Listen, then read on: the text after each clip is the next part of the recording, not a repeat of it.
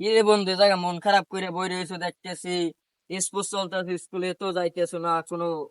বেড়া এসো যে কিক দিয়ে কিক দাম বেড়া টাকা পয়সা লাগে বেড়া বা এই সারে আসায় বেতন স্কুলে গেলে স্কুলের কিক দিয়ে গিয়ে মুখিস করছি না ঘর দিয়ে টাকা দিতাম না হেরাই টাকা পয়সা রান তো যুগই টান হবে। ও, টাকা পয়সা টাকা টানি। পয়সা রান না স্কুলে পাইতাম উপবৃত্তি হ্যাঁ আর পাই না। আমি কিক দিয়ে কি করবো 5 তারিখে পড়েছি তো টাকা পয়সা স্কুল থেকে কোনো উপবৃত্তিও পাইতেছি না। মানে এবার লইলে গিয়ে আমার এবার তো লইলে তো চলা চলে না, উপবৃত্তি পাইতেছি না আমরা।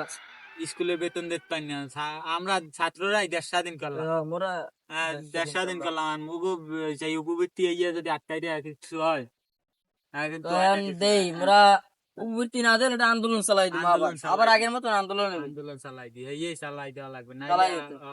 হইবে না। আমাদের দাবি মানতে হবে, মানতে হবে, ওই মানতে হবে। আমাদের দাবি মানতে হবে। এই উপবৃত্তি না পাইলে, আগুন দিয়ে জ্বালিয়ে দেব জ্বালিয়ে দেব উপবৃত্তি না দিলে আবার আন্দোলনে নেমে যাব। আমাদের দাবি মানতে হবে, মানতে হবে। উপবৃত্তি দিতে হবে। আরো জোরে সবাই বলি। উপবৃত্তি ডক্টর ইউনূস স্যারের কাছে আমাদের একটা আবেদন, আমরা ছাত্ররাই দেশ স্বাধীন করলাম কিন্তু আমরা যদি উপবৃত্তি না পাই এটা কিন্তু কিছুতেই মানা যায় না। আমরা ছাত্ররা যেখানে দেশ স্বাধীন করলাম কিন্তু এখানে আমাদের উপবৃত্তি যদি আটকাই রাখে তাহলে কিন্তু কিছু করার নাই, কিন্তু আমরা কিন্তু আবারও আন্দোলনে নেমে যাব যদি আমাদের উপবৃত্তি না দেওয়া হয়।